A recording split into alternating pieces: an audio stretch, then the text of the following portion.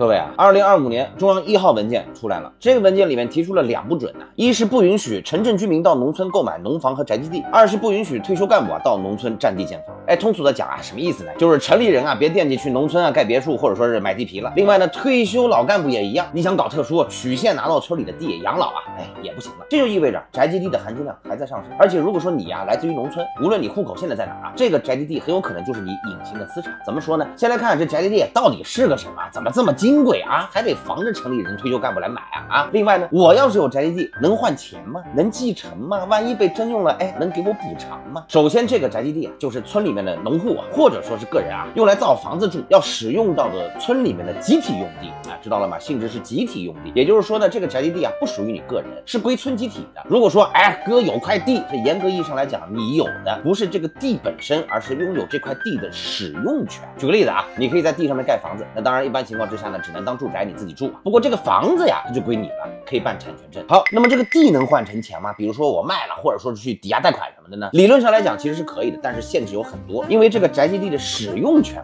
它可以买，但是只能卖给你同村集体内部的成员。简单来讲，那就是你可以卖给你的同村老乡，或者说可以选择退回给村集体。这村集体会按照退回来的面积给你一定数量的现金补偿。那至于金额多少，其实每个地方都不一样，差距呢有可能会拉得非常大。那当然了，你在这个宅基地上面盖的房子因为这个房子是属于你的，所以说你要抵押贷款的话呢，房子可以拿去抵。那另外从2022年开始这宅基地的使用权也允许出现这3种的转让模式。哪3种呢？要么出租，要么入股，要么合作。怎么说呢？举个例子比如你可以把自己名下的宅基地的使用权出租给别人，比如人家要来搞民宿什么的，你就可以租给人家。但是有一点你得注意，这个宅基地的使用权无论说是交易也好，还是出租也好，送人或者说是有偿退出在这之后你个人要再申请宅基地那就没门了。所以说呢，这相当于什么呀？一次性买卖不可再生。所以说原则上来讲不到非常的地步不建议你去动。好，说完搞钱那咱们再来说这继承的事儿。比如说村里有翠花，年方刚28，家里还有地，住着他爸妈，那你说这翠花有没有资格继承宅基地呢？这个呢得分3种情况。第一种翠花呢从小就去了大城市，已经是城镇户口了，同时他老爸老妈还是农村户口。如果是这种情况呢，那翠花可以继承这块宅基地上盖的房子的所有权，只要房子一直在，那这房子就归翠花了。但是如果说这房子年久失修了，塌了什么的，那翠花就没有资格在这宅基地上面重新盖房。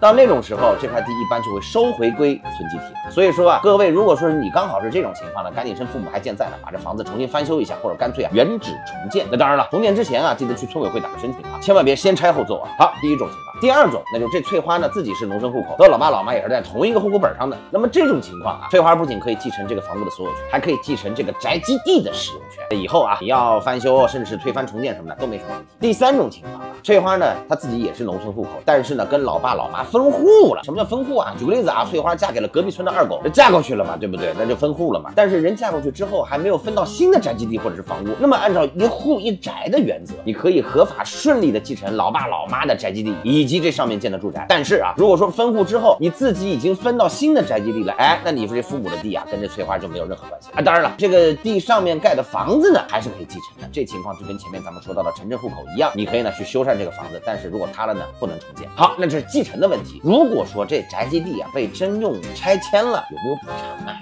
答案很干脆，有。无论你的户口还在不在农村补偿都是有的。还是拿翠花举例子，哪怕他的户口已经迁到城里去了，但是呢这个宅基地上面盖的这房子它依然是个人财产，对不对？真要拆迁什么的，这是可以拿到房屋补偿的。而如果说你还是农村户口的话，那拆迁之后你既有房屋补偿，又有针对宅基地的现金补偿，或者说是房屋安置。有些地方条件还不错的，甚至能再给你批块地这是关于宅基地的一些问题。那咱们再回到今年这1号文件，你说为什么要专门强调禁止城镇居民或者退休干部到农村去买地占地建房呢？其实这个后面核心还是保障农民的利益。你想如果宅基地可以完全自由买卖城里人都能来买来造了，最后很有可能会出现什么情况？这些地可能会都集中到城里的有钱人或者是一些企业的手里，那你这些农民怎么办？那你说现在这宅基地的使用权可以出租合作，那就不但能让这乡亲们依然能有块地，而且这城里的有钱人要来谈生意盖民宿什么的甚至村里的人还能当个股东，这叫什么呀？有钱一起赚，皆大欢喜。总之如果说呢你老家呢相对生活方便基础设施都比较完整，你名下或者你父母名下正好有宅基地的话，这不但有价值，甚至还会升值。所以